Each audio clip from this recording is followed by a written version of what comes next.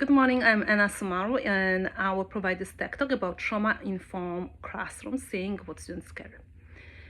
I want to start this tech talk with a simple question. How many students walk into our classroom carrying invisible burdens that we cannot see?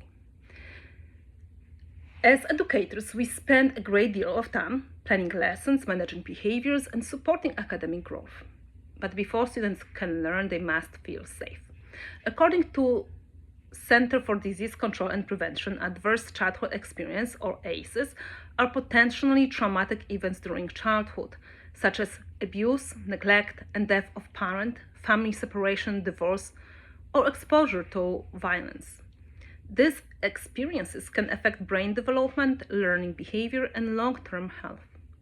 Murphy and Sachs from Child Trends explain that nearly half of children in the United States have experienced at least one ACE, and about 1 in 10 has experienced 3 or more. They also emphasize that repeated adversity can create toxic stress, which impacts attention, memory, emotional regulation, and academic success. Before I continue, I want to acknowledge that the story I'm about to share is deeply heartbreaking.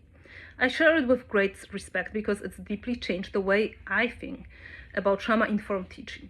My goal is not to focus on tragedy itself, but on what it taught me as an educator. About how important it is to recognize trauma, building trusting relationships, and create safe, supportive classrooms for every child. This was not my students, but she attended my school, and she was in a colleague third grade classroom. She was a wonderful student.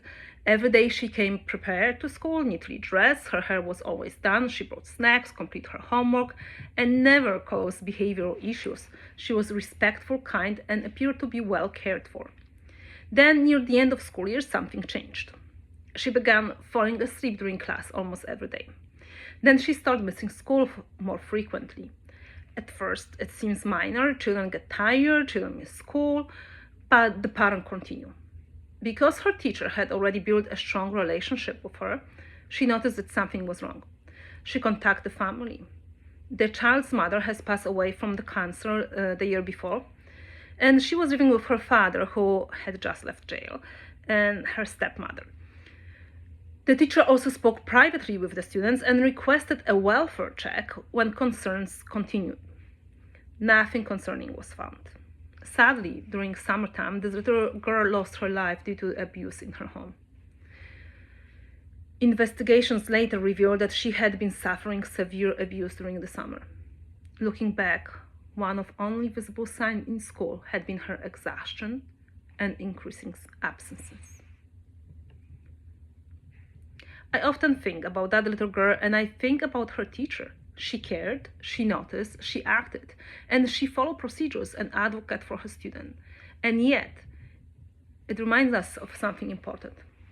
Trauma does not always look like disruptive behavior. Sometimes trauma looks like a quiet child falling asleep at their desk. Trauma affects learning, motivation, and behavior in powerful ways. Learning is impacted because students experiencing chronic stress often struggle with attention, memory, and cognitive processing. Their brains are focused on survival, not academic tasks. Motivation is also affected. Students living in trauma may appear disengaged, unmotivated, or uninterested in school, but in reality, their emotional energy is being used to cope with fear, grief, or instability outside of school. And behavior can be very widely. STEM students act out, others withdraw, others, like the students, remain quiet, compliant, and unnoticed until the signs become more serious. This is why trauma-informed education is essential. The National Education Association explained that schools must take the whole school approach to trauma, ensuring that students feel safe, supported, and connected. Edutopia encourages educators to shift one simple question from what's wrong with the students to what happened to the student. Educator Liz Kleinrock reminds us that students need safe space to talk about difficulties experienced without fear or shame. When those spaces exist, students are more likely to trust adults and seek help. So, what does a trauma-informed classroom require? First, strong relationship built before crisis occurs. A teacher recognizes changes in students because she already knew her well. Trust is not built in emergencies. It is built daily through consistency, care, and respect. Second, create a classroom where students know what to expect every day. Many children who experience trauma live with uncertainty outside the school.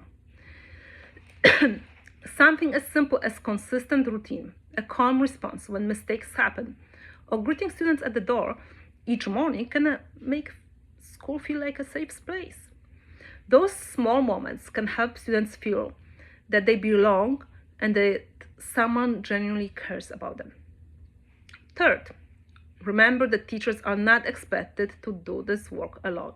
When we notice changes in students, we need to work together with school counselors, psychologists, social workers, administrators, and other staff, supporting staff. It truly takes a team to help a child who has experienced trauma. Families are an important part of that team as well. Building positive relationship with caregivers before problems arise make difficult conversation much easier. When concerns do come up, we should approach families with empathy instead of judgment and help connect them with school or community resources that can support both the child and the family. This connects directly to Dr. Ulrika Kitzmiller work on educational equality. She emphasized that equality means giving students the support, guidance, and resources they need to succeed, not treating every student the same, but responding to their individual needs and realities. Finally, we must advocate for change. Every educator should receive trauma-informed training so they can recognize and respond to trauma effectively. Schools also need sufficient mental health staff and coordinated system support so teachers are not left to manage these challenges alone.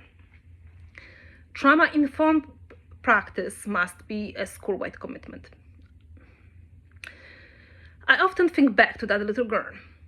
Her teacher did everything she could, and yet her story reminds us that we will not always see every warning sign.